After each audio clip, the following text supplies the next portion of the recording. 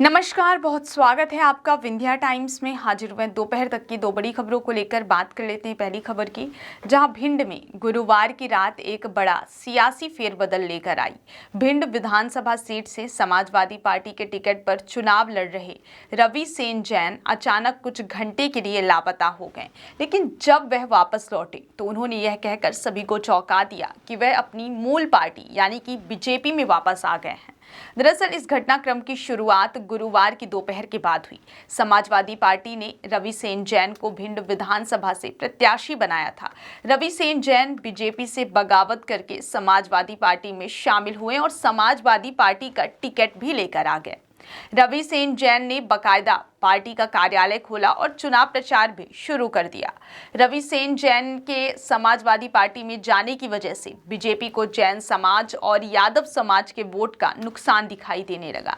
इसलिए रवि सेन जैन पर नामांकन वापस लेने का दबाव भी बनाया जाने लगा, लेकिन रवि सेन जैन ने अपना नामांकन वापस नहीं लिया। हालांकि उस वक्त हंगामा मच गया जब रवि सेन जैन गुरुवार की दोपहर के बाद अचानक लापता हो गए। रवि का मोबाइल भी स्विच ऑफ बताया जा रहा था और उनके परिजनों समेत उनके समर्थकों को रवि सेन जैन की कोई लोकेशन नहीं मिल रही थी। परिजनों को लगा कि रवि सेन जैन के साथ कोई अप्रिय घटना ना हो जाए, इसलिए परिजन और रवि सेन जैन के समर्थक गुरुवार की देर शाम को सिटी कोतवाली पहुंच गए और पुलिस से इस बात की शिकायत की कि रवि सेन जैन का शायद अपहरण हो गया है। समाजवादी पार्टी के प्रत्याशी के अपहरण की आशंका की जानकारी मिलते ही पुलिस सक्रिय हो गई। खुद भिंड एसपी असित यादव सिटी कोतवाली पहुंच गए और रवि सेन जैन के परिजनों से बातचीत की। इसके बाद रवि सेन जैन को ढूंढने का प्रयास किया और जल्द ही रवि सेन जैन शहर के ही शास्त्री नगर बी ब्लॉक में एक व्यक्ति के घर से मिल भी गए।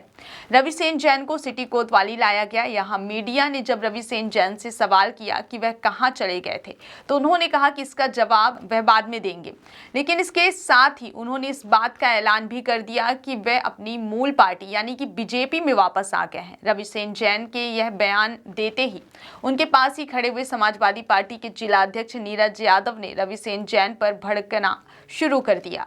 उन पर धोखा देने और दगाबाजी करने का आरोप भी लगाया। इस मामले में पुलिस का कहना है कि रवि सेन जैन कुछ देर के लिए कांटेक्ट में नहीं थे, इसलिए परिजनों को चिंता हो रही थी, लेकिन वह सही सलामत वापस लौटे हैं। रवि सेन जैन के बीजेपी में जाने की घोषणा के बाद से समाजवादी पार्टी के पास अब कोई प्रत्याशी नहीं बचा है। ऐसे में समाजवादी पार्टी भिंड में औधे मुंह गिर पड़ी है। रवि सेन जैन के बीजेपी में जाने से जैन समाज के वोट बैंक का फायदा भी बीजेपी को मिलेगा, क्योंकि भिंड में जैन समाज का तकरीबन 25,000 मतदाता है।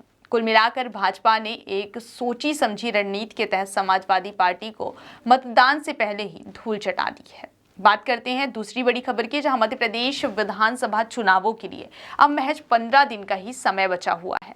ऐसे में एक बार फिर नक्सली सक्रिय नजर आ रहे हैं।